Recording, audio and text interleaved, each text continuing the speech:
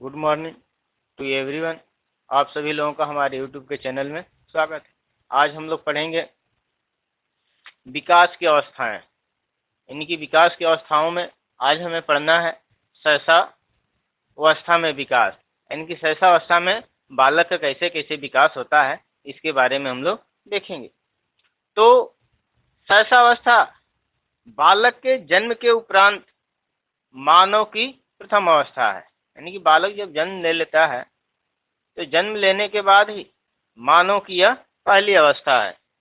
और शैशवावस्था को जीवन का महत्वपूर्ण काल भी कहा गया है। साधारणतः शिशु जन्म से 5 या 6 वर्ष जन्म से 5 या 6 वर्ष तक की अवस्था को शैशवावस्था का काल माना गया है। यानी कि शैशवावस्था की अवधि क्या होती है? जन्म से लेकर 5 या 6 वर्ष की अवधि को हम क्या कहते हैं? शैशवावस्था की अवधि कहते हैं। इस अवस्था को व्यक्ति में विकास की नींव भी कहा गया है। यानी जो शैशवावस्था है, इस शैशवावस्था में बालक के विकास की नींव भी कहा गया है। अतः इस अवस्था में शिशु के ऊपर जितना ही अगर ध्यान दिया जाता है उतना ही क्या होता है? बालक का अच्छा विकास होता है और उसके भावी जीवन में भी अच्छा होता है।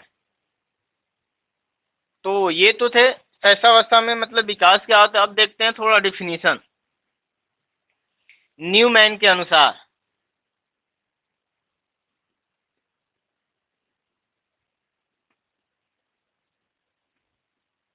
न्यूमैन के अनुसार न्यूमैन कहते हैं 5 वर्ष तक की अवस्था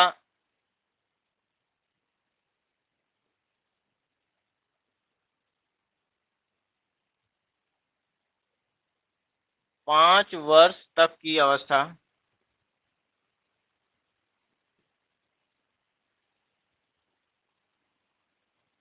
शरीर तथा मस्तिष्क के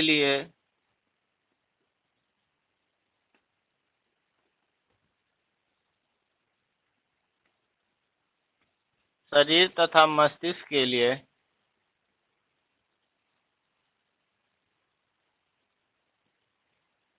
बड़ी ग्रहणशील होती है।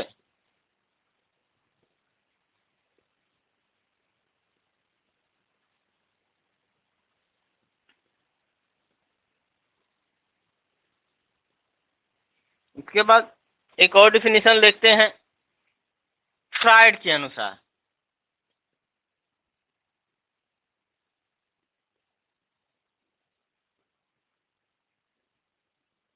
फ्राइड कहते हैं कि मनुष्य को जो कुछ भी बनना होता है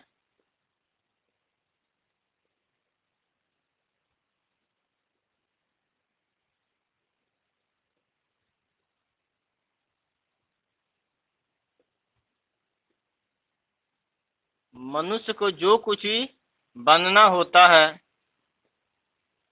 वह 4 या 5 वर्षों में बन जाता है।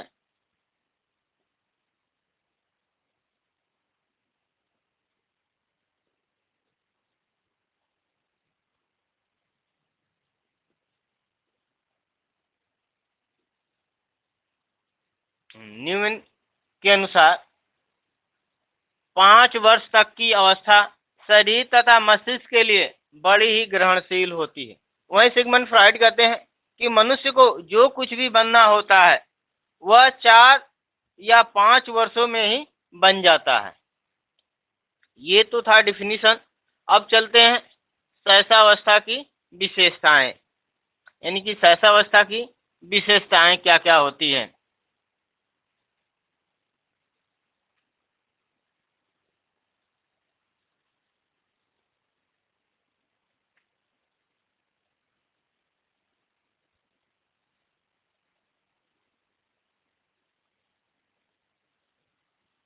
यानी कि शैशवावस्था की विशेषताएं यानी कि शैशवावस्था की कौन कौन सी विशेषताएं हैं।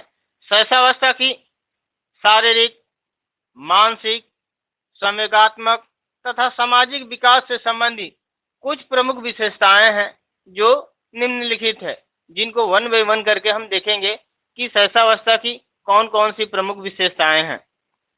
जिसमें पहला है शैशवावस्था की प्रमुख विशेषताएं कि शारीरिक विकास में तीव्रता।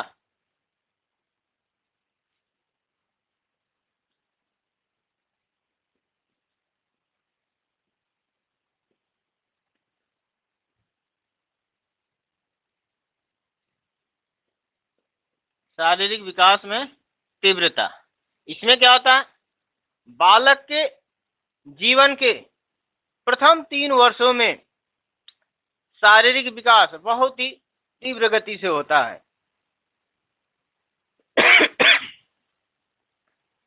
क्योंकि बालक की प्रथम वर्ष में लंबाई तथा भार दोनों में बहुत तेजी से वृद्धि होता है। यानी कि बालक का जो प्रथम वर्ष होता है, उस प्रथम वर्ष में बालक की लंबाई तथा बालक का भार में तीव्र गति से वृद्धि होती है। उसकी कमेंद्रियों, आंतरिक अंगों, मांसपेशियों आदि का भी उत्तरोत्तर विकास होता रहता है। यानी बालक के लंबाई और भार में तो विकास होता ही है तेजी से, लेकिन इसके अलावा उसकी आंतरिक अंगों और मांसपेशियों का भी विकास बहुत तेजी से होता है। इसके बाद इसमें दूसरा पॉइंट है मानसिक क्रियाओं में तीव्रता।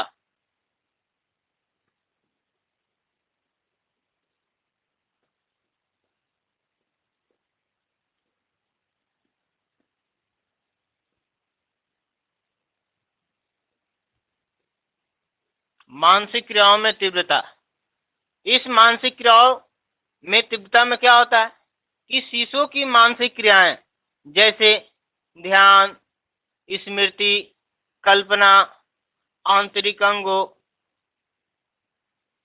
ध्यान, कल्पना, अवधान, संवेदना, प्रत्यक्षीकरण आदि का विकास भी बहुत तेजी से होता है।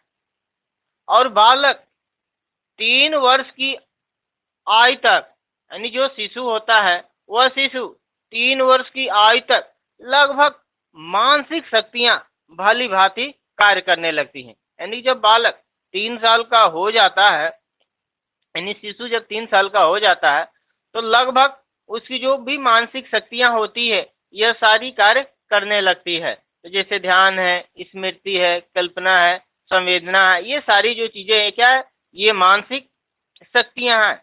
यह बालक के 3 वर्ष में ही काम करने लगती हैं। उसके बाद अगला आता है सीखने में तीव्रता।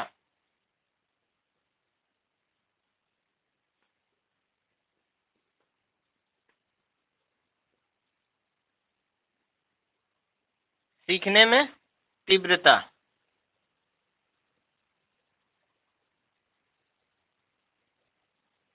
इसमें क्या होता है, शिशु की सीखने की प्रक्रिया में बहुत ही तीव्रता होती है। यानी जो शिशु होता है शैशवावस्था में, तो उस शिशु के अंदर सीखने की जो क्रिया होती है वो क्या होती है, वह बहुत ही तेज क्रिया होती है और वह अनेक आवश्यक बातों को बहुत ही जल्दी सीख लेता है। और गेसेल कहते हैं कि बालक प्रथम 6 वर्षों में बाद के 12 वर्ष से दुगना सीखते हैं। यानी गेसेल कहते हैं कि बालक प्रथम 6 वर्षों में बाद के 12 वर्षों से दुगना सीख लेते हैं। उसके बाद इसमें आता है अगला पॉइंट कल्पना।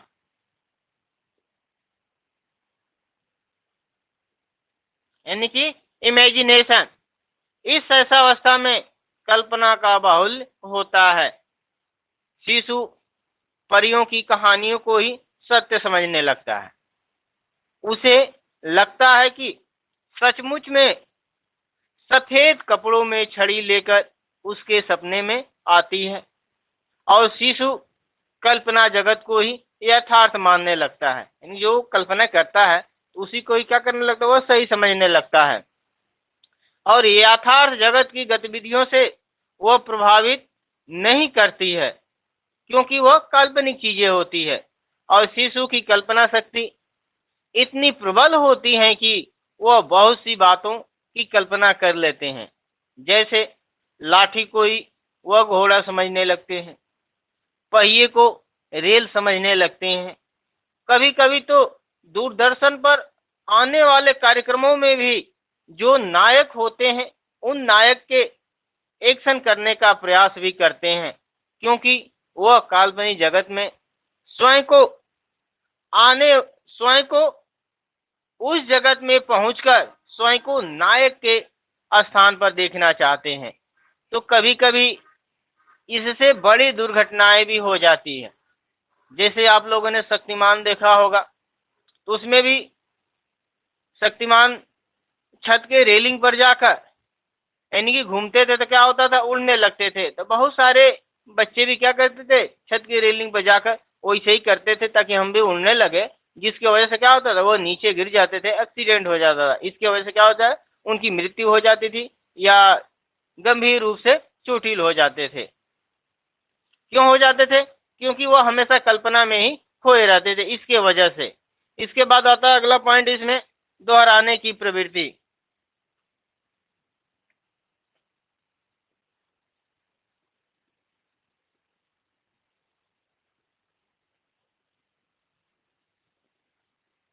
दोहराने की प्रवृत्ति शैशवावस्था में शिशु के अंदर शब्दों, वाक्यों अथवा क्रियाओं को भी बार बार दोहराने की प्रवृत्ति होती है,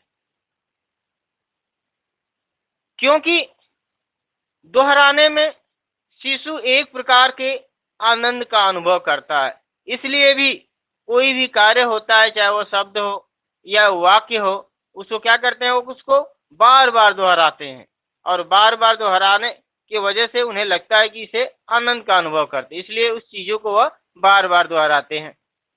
उसके बाद इसमें अगला पॉइंट है दूसरों पर निर्भरता।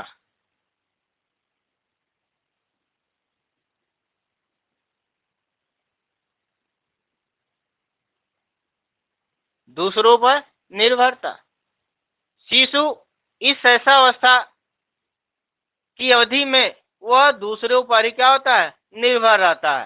यानी कि मानव शिशु जन्म के कुछ समय बाद तक वह नितांत असहाय स्थिति में होता है। वह अपनी भौतिक तथा संवेगात्मक आवश्यकताओं के लिए भी अपने माता पिता तथा परिवार के अन्य सदस्यों पर ही क्या होते हैं, वो आश्रित होते हैं। कोई कार्य खुद नहीं कर सकते हैं। खाने पीने, कपड़े पहनने, बिस्तर पर लेटने आदि सभी कार्यों के लिए ही वो क्या करते हैं, दूसरों पर ही निर्भर रहते हैं और ज्यादातर वह अपनी माँ पर ही निर्भर रहते हैं और दूसरे बच्चों से झगड़ा होने पर तुरंत अपने माता पिता से उसकी शिकायत करते हैं।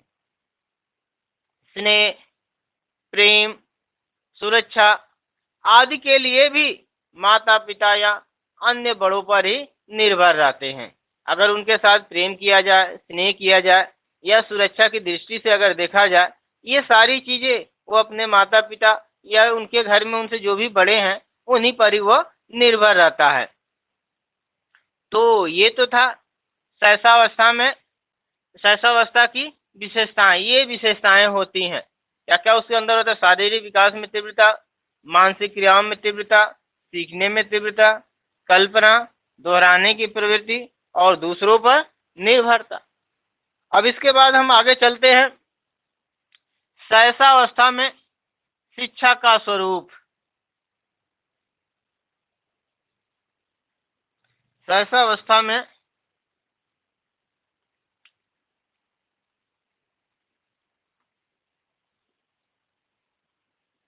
शिक्षा का स्वरूप यानी कि शैशवावस्था की अवधि में शिक्षा का स्वरूप कैसा होना चाहिए, इसको आज हम लोग देखेंगे।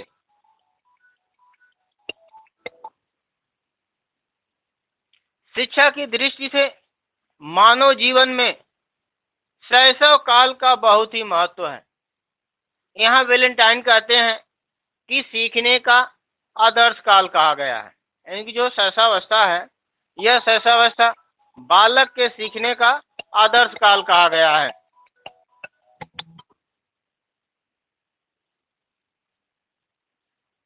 या इसी को हम इंग्लिश में कह सकते हैं आइडियल पीरियड ऑफ लर्निंग कहा गया है। और इसके आगे वाटसन ने भी अपने विचार प्रकट करते हैं और कहते हैं कि शैशवावस्था में जो सीखने की सीमा और तीव्रता विकास की ओर भी किसी भी अवस्था में बहुत अधिक होती है। अगर शैशवावस्था के परिप्रेक्ष्य में निम्नलिखित बातों को ध्यान देना जरूरी है, यानी कि शैशवावस्था में शिक्षा का कैसा स्वरूप होना चाहिए।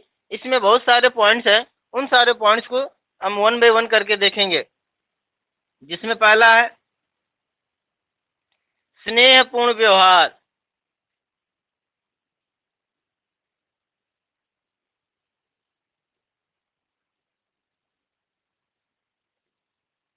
दूसरा इसमें है जिज्ञासा की संतुष्टि।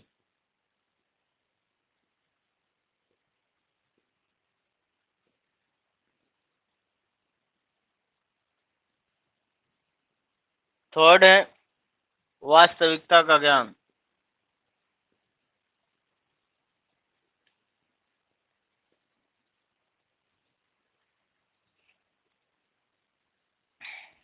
फोर्थ है व्यक्तिगत स्वच्छता की शिक्षा।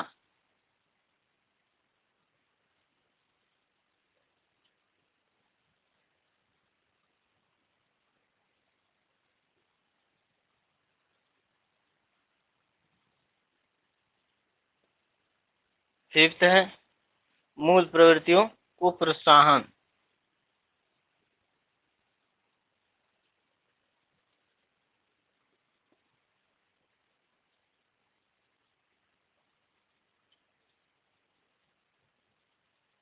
सिक्स है पालन पोषण।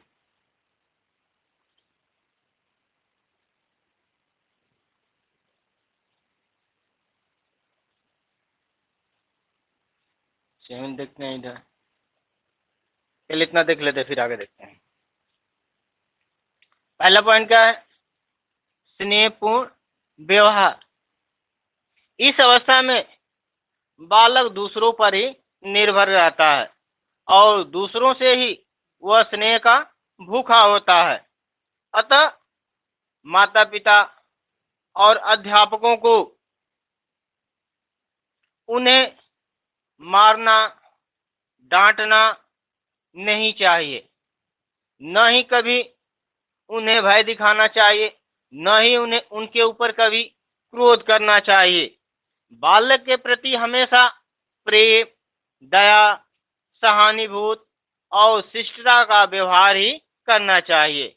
इससे उसके अंदर जो सीखने की रुचि उत्पन्न होती है और उचित दिशा में उसका विकास भी होता है। तो इसलिए कभी भी बालक को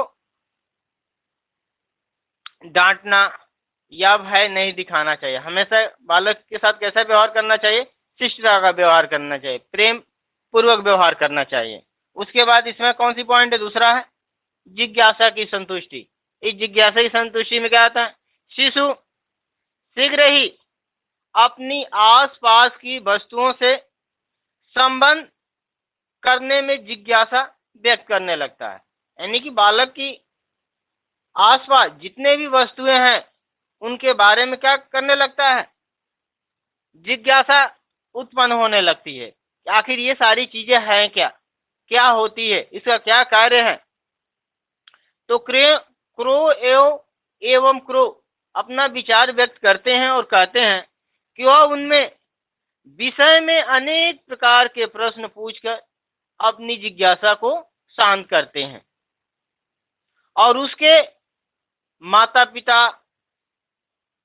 और अध्यापक को उसकी जिज्ञासा को भी शांत करने का प्रयत्न करना चाहिए, चाहे वो माता पिता हो या अध्यापक हो इन सभी लोगों को, जो भी बालक की जिज्ञासा है, उस जिज्ञासा को शांत करना चाहिए।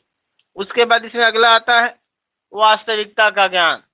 इसमें क्या होता है कि शिशु काल्पनिक जगत को ही वास्तविकता मानने लगता है, तो अतः उसे ऐसे विषयों का ज्ञान दिया जाना चाहिए जिससे वास्तविकता का ज्ञान हो, यानी कि ऐसी वस्तुओं के बारे में उसे ज्ञान देना चाहिए जिसे क्या लगे, उसे यह लगे ये वास्तविक चीजें हैं। मॉन्टेसरी पद्धति में परियों की कहानी को स्थान नहीं दिया गया है, यानी जो मॉन्टेसरी पद्धति है, उस मॉन्टेसरी पद्धति में जो परियों की कहानी है उसकी प्राथमिकता नहीं दी गई है, क्योंकि ये वास्तविकता से परे हैं। उसके बाद इसमें अगला पॉइंट आता है व्यक्तिगत स्वच्छता की शिक्षा। शिशु कुछ बड़ा हो जाने पर या कुछ बड़ा हो जाए तो उस बालक को स्वच्छता संबंधी शिक्षा भी देनी चाहिए कि अपने आप को कैसे हम स्वच्छ रख सकते हैं। तो उसे मंजन करने, नहाने, स्वच्छ कपड़े पहनने आदि के लाभ भी बताने चाहिए। मंजन करेंगे तो उससे लाभ क्या होगा, स्वच्छ कपड़े पहनेंगे तो उससे फायदा क्या होगा, नहाएंगे तो उससे क्या फायदा होगा, इन सारी चीजों के बारे में भी बालक को बताना चाहिए।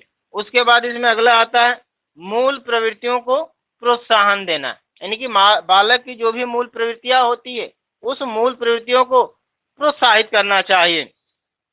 शिशु की मूल प्रवृत्तियों का कभी दमन नहीं करना चाहिए, क्योंकि अगर ऐसा करते हैं तो उसकी जो भी मूल प्रवृत्तियां होती है उस मूल प्रवृत्तियों को अगर हम दबाते हैं तो उसका बुरा प्रभाव उसके शारीरिक और मानसिक विकास पर भी पड़ता है। इसलिए कभी भी बालक की मूल प्रवृत्तियों को दबाना नहीं चाहिए, हमेशा उसकी क्या जो भी मूल प्रवृत्ति है उसको प्रोत्साहित करनी चाहिए। उसके बाद अगला है पालन पोषण। शिशु के शरीर विकास में पोषण का बहुत ही महत्व है। शिशु के आहार पर विशेष ध्यान देने की आवश्यकता है, क्योंकि अन्य सभी विकास, चाहे वह बौद्धिक हो, सामाजिक हो तथा संवेगात्मक हो, इन्हीं के आधार पर ही शारीरिक विकास होता है।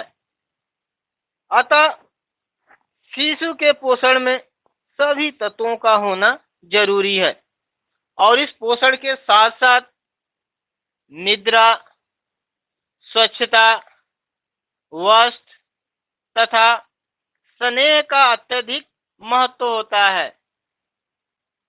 उसके बाद अगला पॉइंट आता है आत्मनिर्भरता का विकास।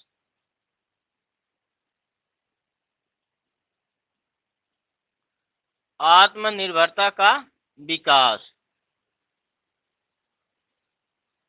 इसमें क्या होता है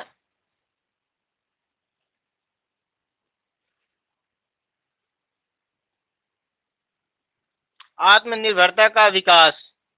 आत्मनिर्भरता से शिशु को स्वयं सीखने, कार्य करने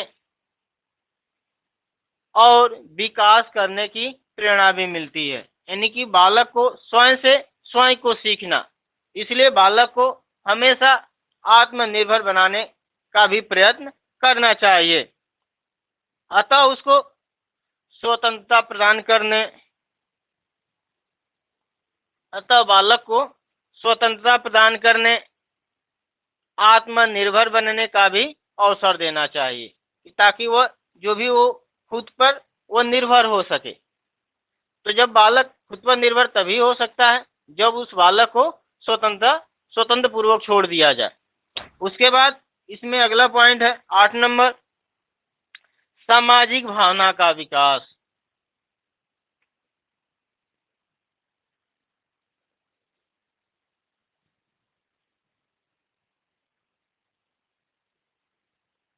यानी कि सामाजिक भावना का विकास।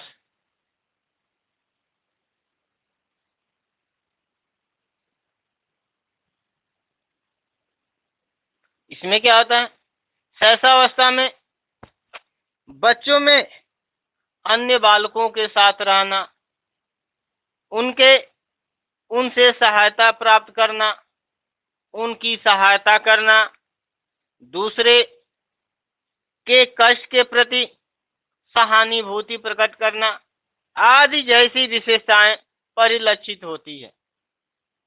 अतः भाषा विकास के लिए सामाजिकता का विकास होने लगता है और इस समय बड़ों का अभिवादन करना, अपरिचितों से व्यवहार करना सिखाना उचित रहता है। इनके जो भी बड़े हैं उन बड़ों के साथ व्यवहार करना चाहिए, कैसा करना चाहिए, चाहे जो परिचित है उनके साथ कैसा व्यवहार करना चाहिए, ये सारी चीजें इसमें सिखाई जाती है। अन्य बालकों के साथ उसे अंतःक्रिया के अवसर भी उपलब्ध कराने चाहिए। ऐसा नहीं कि बालक है तो उसे हमेशा घर पर ही रहना, जो पड़ोस में या मोहल्ले में जो भी बालक है तो बालक को थोड़ा बाहर भी निकल कर खेलना चाहिए ताकि वो अपनी सामाजिकता का विकास कर सके। तो ये तो था शैशवावस्था की विशेषताएं और शैशवावस्था का स्वरूप क्या था। तो तब तक के लिए धन्यवाद, मिलते हैं अगले वीडियो में।